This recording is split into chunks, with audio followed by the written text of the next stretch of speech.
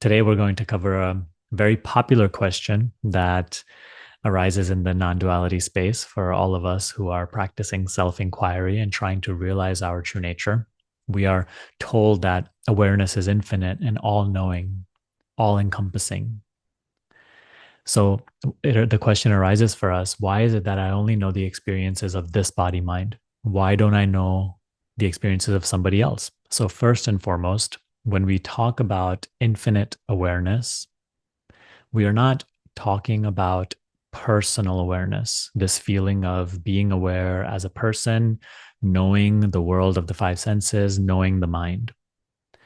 This personal awareness, this feeling of I am aware, this we can call reflected awareness. This we can call a reflection of the infinite all knowing awareness in the mind. In infinite awareness arises the knower, which is reflected awareness, and the known, which is the world as you know it. This reflected awareness or knower appears to be limited in and located in the known.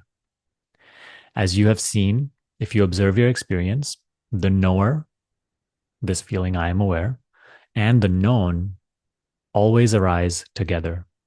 They are codependent. Without the knower, there is nothing to know. Without the known, there is no knower. In the waking state, both the knower and the known appear simultaneously together. In sleep, they both subside together.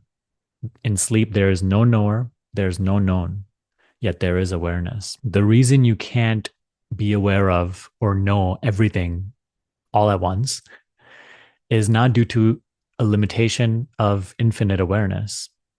It is due to limitation of the reflected awareness, which is always only reflected in objects, which themselves are limited to time and space.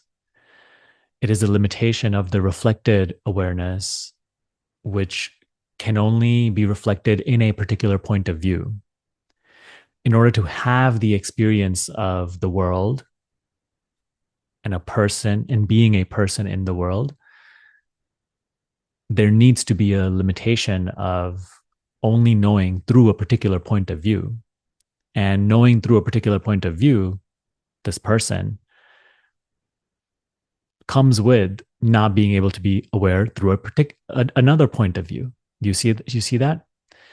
It is not the awareness which is limited, it is the point of view which is limited. And awareness, infinite awareness, can only shine in a particular point of view. It can only enliven a particular point of view. For example, if you have ever played a video game, you have to experience the video game world through a particular character, you see? And when you are perceiving the video game world through that particular character, you cannot be experiencing the video game world through a different character's point of view. There are some video games where you can switch characters. And so the point of view through which that video game world is seen changes to that different character's point of view. All of a sudden you have different abilities, you're different, you see the world differently, you go about the world differently. So see it in that way. It is not that awareness is limited, it is the point of view. It can only shine in that as reflected awareness, this feeling I am aware. I love sharing this example of the moon reflected in the lake that I received from the teachings of Nisargadatta Maharaj, which really helped me. I think it really clarifies this topic. So the moon, there's only one moon, and it is always shining in the sky. But the moon is reflected in many, many lakes around the world. The lakes are located, they're all different. They can be here and not there. They can be clean or dirty. They can be this or that. So lakes are infinite in their expression, always different, exhibiting many different qualities and traits. And within all of them, the moon shines. The same one moon, the same one reality shines. So the this here is the reflected moon, right? The reflected moon is not the real moon. Just like that, your personal awareness, that's what it feels like, right? This feeling I am aware, it is the reflected awareness. It is the reflected self. What is it reflecting in? In the world of sense, in the world of mind, in the perceivable, conceivable realm. That's what the lake of experience is.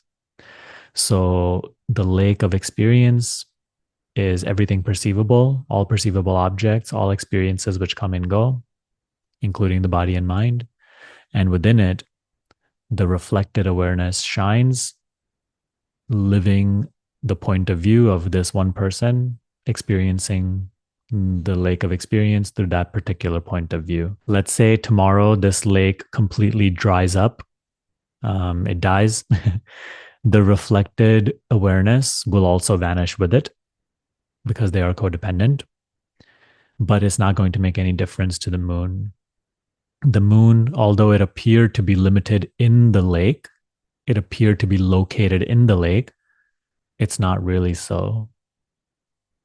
You see that? The reflection of the moon will disappear, this feeling of I am aware, and the lake will also go, right? The body dies. This point of view, personal point of view dies. But the reality which shines in this as the knower and the known, the reality which is the source of this, call it infinite awareness, self, God, it shines independently. But it is prior to both the knower and the known. There's nothing to know here. There's no knowledge of anything here and no one to know anything. So understand that knowledge or this feeling of knowing experience is always limited and relative because there needs to be a point of view that can relate to other objects, but it is not a limitation of infinite awareness or self. Understand that all limited points of view are like individual dreams in the same one mind of God. These are all different points of view through which infinite awareness experiences its own infinite nature. The universe, the perceivable universe, is the dream of infinite awareness. Within it, there are tons and tons of points of view within which it shines as the feeling I am aware. The limitations are always of the instruments that infinite awareness shines in. You see, this body is an instrument of sensing and feeling. This mind is an instrument of thinking. Infinite awareness has very different limitations in this bodily expression and this human expression than it does in like an animal expression. Right here, there's a greater intellect, greater capacity to conceive concepts. So awareness is able to shine in those through that instrument. Whereas in an animal, it functions differently. In an insect, it functions differently. In a tree or a plant, it functions differently. One last thing I want to share with you is that on the surface, when you look at creation, when you look at all these limited people and animals and things and objects, you see only differences. If you just take a look at me and you, on the surface, we are very different. In appearance, we are very different. In our societal background, in our geographical location, in our desires, our preferences, our occupation, our relationships, our beliefs, everything, just differences.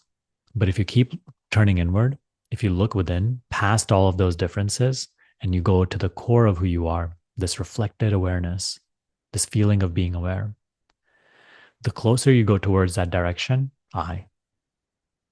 there are no differences.